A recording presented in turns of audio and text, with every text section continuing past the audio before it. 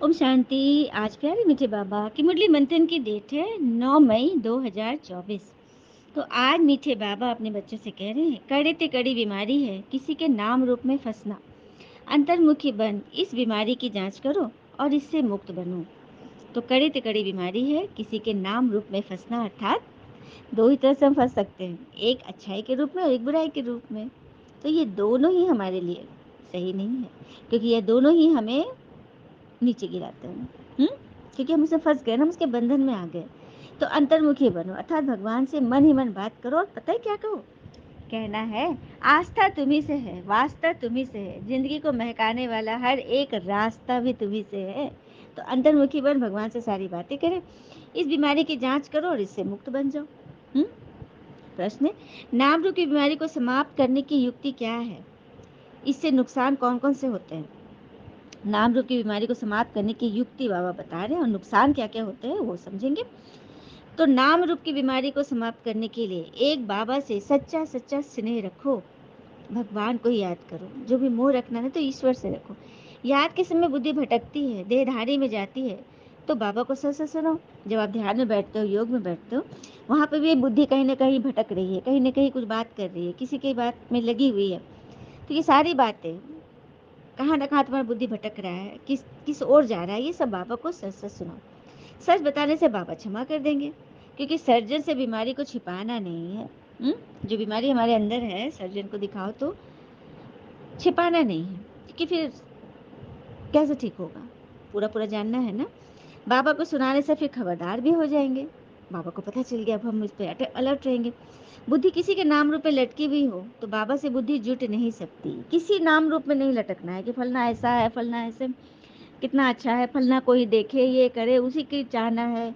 बिल्कुल नहीं, बुद्धि नहीं जाना चाहिए। एक अच्छाई में भी देखना चाहते हैं, एक बुराई में भी उसी की बात सोच रहे हैं, मतलब उधर ही देख रहे हैं। हुँ? तो ये सर्विस के बजाय हम डिससर्विस कर देंगे। बाबा की निंदा कराते हैं, ऐसे निंदक बहुत कड़ी सजा के भागी बनते हैं। सुन लिया? तो जो भी बीमारी है अंदर मन की, किसी आत्मा को देखने की चाहना, ये भी छूटो। कभी बाबा ने कोई चाहना नहीं, कोई आसक्ति नहीं। तो जिसका मन बुद्धि किसी इंसान की तरफ जुटा होगा, उसकी बुद्धि भगवान की तरफ जुट ही नहीं सकती। बाबा ने आज क्लियर करके बता दिया है।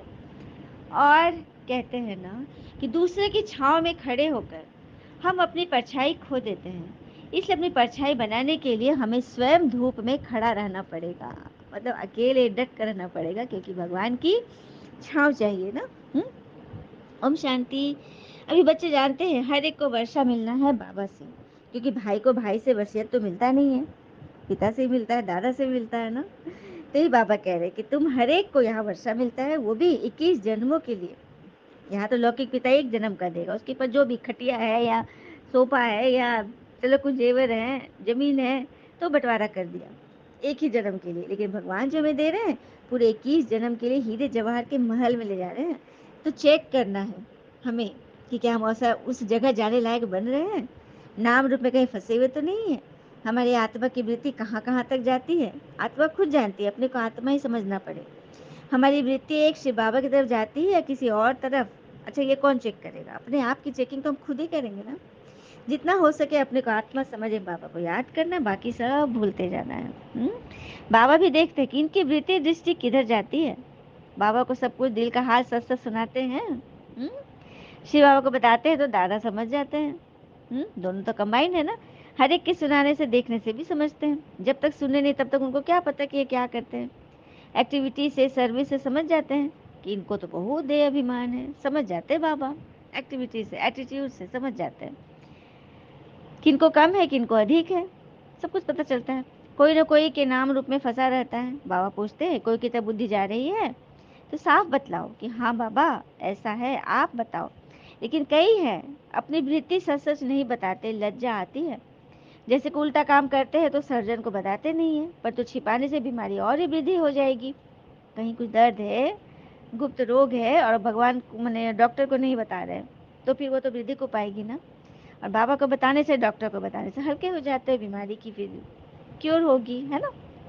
नहीं तो अंदर में भारी रहेंगे। बाबा को सुनाने से फिर दोबारा ऐसा नहीं करेंगे, ये भी है, खबरदारी रहेगी कि यह काम फिर से दोबारा नहीं। फिर कोई तो बहुत अच्छी सर्विस करते हैं, लेकिन कभी न कभी, कहाँ न कहाँ उनका भी बुद्धि योग भटक जाता है। हाँ, बोलते हैं हाँ पहले जाता था लेकिन अब खबरदारी रखते हैं। हाँ बाबा मैं खबरदार हूँ, आगे बहुत भूले करते थे, समझते हैं देवाभिमान में आने से भूले होती थी लेकिन अब अलर्ट हो गए हैं। दिल की सफाई इसमें बहुत चाहिए तब तो उच्च पद पाएंगे। उनकी बुद्धि में वो सफाई रहती है जो बाबा को बताते हैं ना, क्योंकि उनका दिल में सच्चाई सफाई है तो खबरदारी रखते हैं और फिर उस चीज़ पर वो जीत जाते हैं।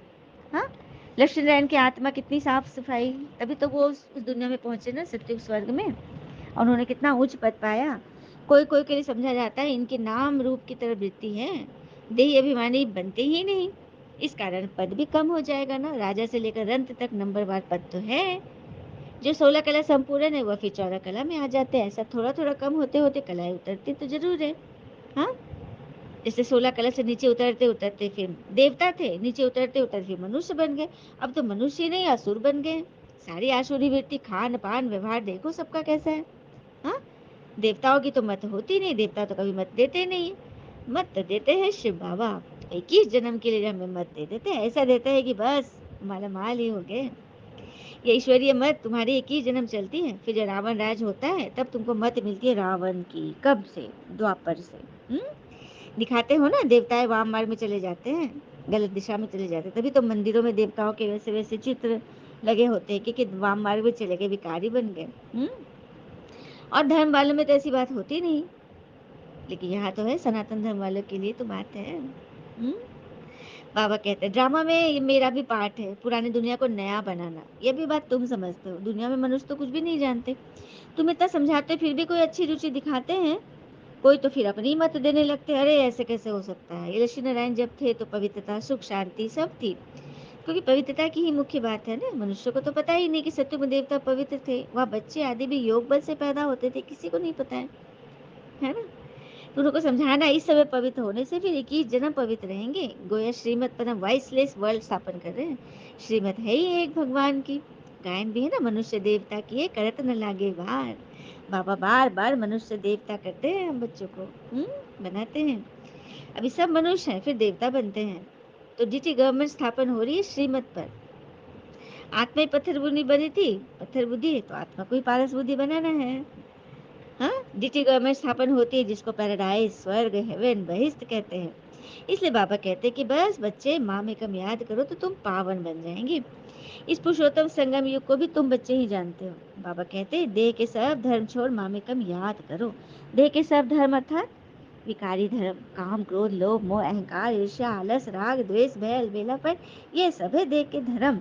और आलस्य बहुत बड़ा विकर्म है, इस पर एक सुंदर सी कहानी है लेकिन वो लास्ट में सुनाई जाएगी ताकि बच्चे अंत तक सुने और इस मंथन का आनंद लें। इस पुरुषोत्तम संगम युग को तुम बच्चे ही जानते हो। ब्राह्मण बनने बगैर देवता कैसे बनेंगे। ये ब्रह्मा भी पूरे 84 जन्म लेते हैं, फिर उनको ही पहला नंबर लेना पड़ता है। बाबा आकर प्रवेश करते हैं, बाबा दादा के तन में प्रवेश करते हैं ना। जो श्री कृष्ण के 84वां जन्म है, लेख रहा दादा इस संस्था के फाउंडर, उन्हीं के तन में तो शिव बाबा ने प्रवेश कर आकर गीता ज्ञान दिया। तो मूल बात है ही अपने को आत्मा समझ बाबा को याद करना। देह अभिमान में आने से कहाँ न कहाँ लटके रहते हैं। देही अभिमानी तो सब बन न सके, क्योंकि सारे बच्चे क्रीम बच्चे थोड़ी ना होंगे, विक्रम तो कुछ न कुछ होता ही रहेगा। हाँ लेकिन लास्ट तक सारे विक्रम को खत्म करो, बेकायदे चलन मत करो, नहीं तो अंत में भी सजा के भागी बनेंगे। सुना, आत्मा ही कर्म विकर्म करती है तो आत्मा को ही अकर्म क्यों ले जाना। ऐसा कर्म जिसका कोई हिसाब किताब न बने, वो सदा सत्कर्म हो। अभी तुम सब आत्माओं को वापस जाना है, तभी तो ये ज्ञान मिलता है। बाबा आए हैं, परमात्मा तभी आते हैं जब आत्माओं को साथ ले जाना है। तभी तो शिव की बारात का गायन है भक्ति में, शिव आते हैं सभी को ले जाते हैं। अभी तुम्हारी आत्मा बुद्धि योग बल से सोने का बर्तन होती जाती है। योग नहीं है तो नॉलेज भी कम, वह ताकत नहीं रहती है, योग का जौहर ही नहीं है, ये सब ड्रामा में नूंद है। हुँ?